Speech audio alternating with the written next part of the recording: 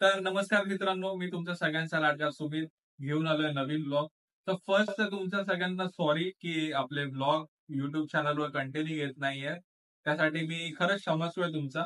पण याच्यापुढे मी नक्की प्रयत्न करेल की आपले जेवढे YouTube व्हिडिओज आहेत ते आपण एक कंटिन्युटीमध्ये अपलोड करू. कुठे जास्त मोठा पॉज घेणार नाही, गॅप घेणार नाही.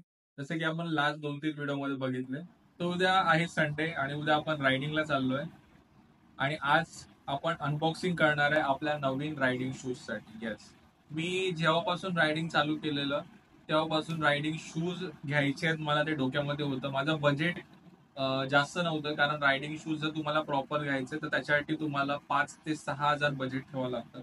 4,500-4,000 पासून पण रायडिंग शूज चालू आहेत.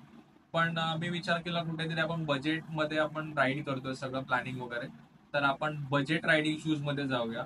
तर मी खूप सर्च केलं आणि मला इगो इटलीचे रायडिंग शूज बघितले, मी आवडले, त्याचे रिव्ह्यूज पण आहेत.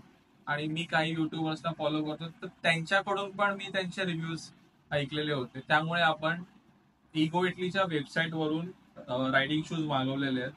तर आपण आता करणार आहे रायडिंग शूजचे अनबॉक्सिंग. इगो इटली कडून आपल्याला असं पार्सल आलंय. मी ऍक्च्युली अनबॉक्सिंग केलेलं होतं या शूजचं, पण ब्लॉग काढला नव्हता त्यावेळी. पण आता ब्लॉग काढतोय म्हणून खास तुमच्यासाठी मी या रायडिंग शूजचं अनबॉक्सिंग करतोय. ओके, तर त्यांनी जो इगो इटली कडून बॉक्स पाठवलाय तो हा असा आहे.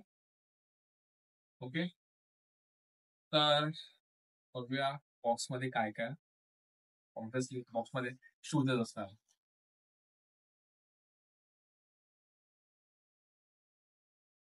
ओके, तर हा आता बॉक्स आहे आणि आपले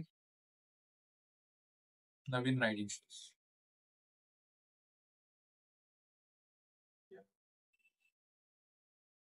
हे साईडला ठेवतो. तर हे आपले आहेत रायडिंग शूज इगो इटलीचे.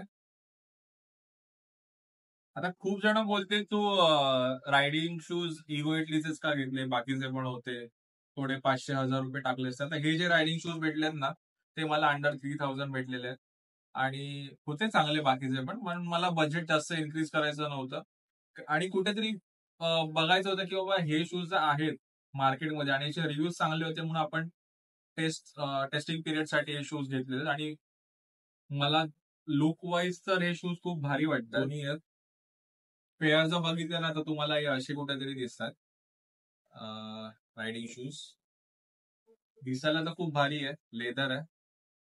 आणि लेट्स सी बजेटमध्ये खास ज्यांच्यासाठी पण बजेट टाईट आहे किंवा ज्यांना बजेट राईड प्रिफर करतात आणि गिअर्सवर तुम्हाला जास्त खर्च करायचे नाहीत, पण त्या बजेट टाईट मध्ये पण तुम्हाला सेफ्टीची कॉम्प्रोमाइज करायचं नाही, तर मी तुम्हाला नक्की सजेस्ट करेल. पण त्याच्या आधी आपण स्वतः वापरून बघूया आपल्याला कसे वाटतात, आपला कम्फर्ट वगैरे कसं आहे, एव्हन सेफ्टी कसं आहे, टेस्ट करू याचं. टेस्ट करणार आता असं समजू नका की आपल्याला कुठेतरी क्रॅश वगैरे करायचं नाही. आपण नॉर्मल डे टू डे याच्यामध्ये राईडला यूज करणार.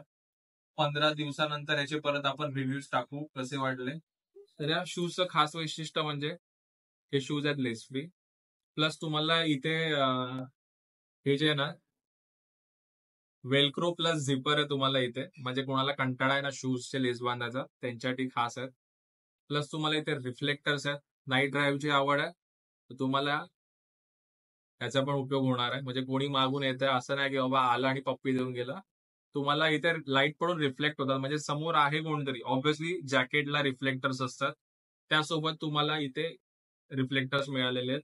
प्लस तुम्हाला अँकल आणि शिन प्रोटेक्टर आहे.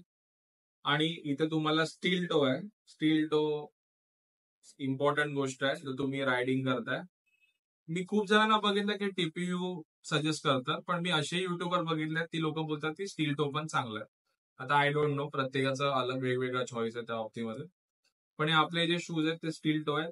तुम्हाला इथे हे जे ब्रेक किंवा गिअर प्रोटेक्शन वाले ते प्रत्येक शूजला येतात, म्हणजे तुमचे शूज खराब होणार नाही, त्यासाठी क्वालिटी चांगली आहे. रिअल लेदर आहे.